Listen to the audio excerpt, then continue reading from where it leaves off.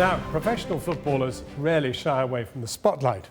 But one player is quite happy to preserve his anonymity. The secret footballer writes freely on the game in an anonymous newspaper column and in a new book, sparking a guessing game online about his identity. Well, the secret footballer agreed to do his first ever television interview with us on the condition we kept his identity under wraps and his voice distorted.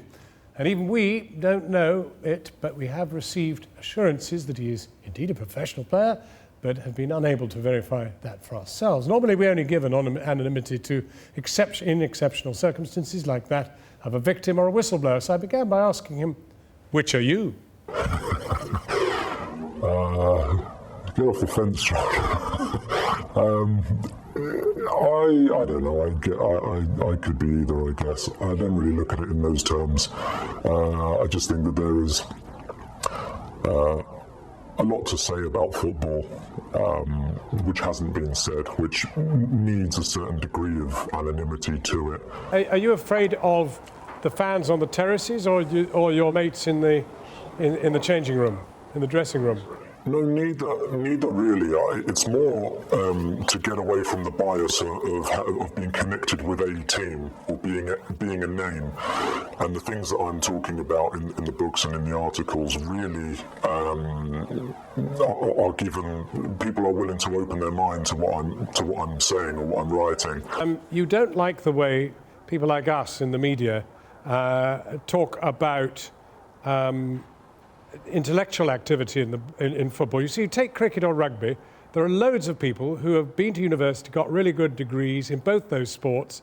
It's a very widespread fact that people can be educated. But in football, getting a degree is a pretty rare activity. We are made up of essentially a lot of kids on council estates who are taken into big clubs at very young ages. There's kids going in now at 9 and 10. Well, I've looked at some of the academies, footballing academies, especially Premier Division clubs, and they don't offer the opportunity really to take A-levels and play football. I completely agree with you, John, wholeheartedly, and it is something that needs to look at. There isn't enough that's going on in that respect at the moment, and that is an area which I would like to write more about and bring to people's attentions and perhaps get more involved in myself. There's certainly so much more that we can do, and I completely agree. We do owe it to these kids if we're going to take them at a young age and remove their education essentially. We do owe it to them. But you know something, secret footballer?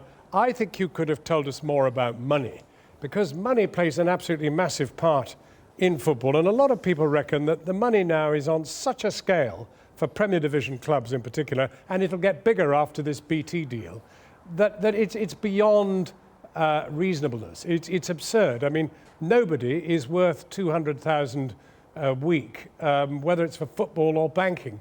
And frankly, you seem to see it as completely acceptable.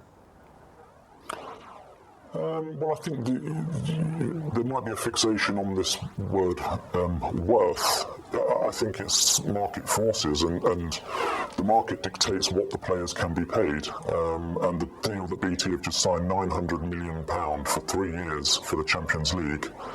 Well, clearly the money is there, then, isn't it? Well, as you're anonymous, and you've confessed that you've been at some point in your career traded for quite a few million, you could tell us what your best earning period was. I mean, not the year, but how much you were paid, roughly. Yeah, well, many tens of thousands of pounds. A week? A week, yeah. And but I don't equate money with happiness, and I don't think that anybody should, although I understand that it might be a little difficult for me to sort of force that impression upon people. It can certainly buy you a lot of things, and happiness in short bursts, but so far as being content because you have a lot of money, I simply don't buy into that, I'm afraid. And when you retire, will you reveal yourself and tell us who you are, and throw off your dark satanic disguise? Satanic. I'm sure I will, John, for you. I'm sure I will, somewhere down the line.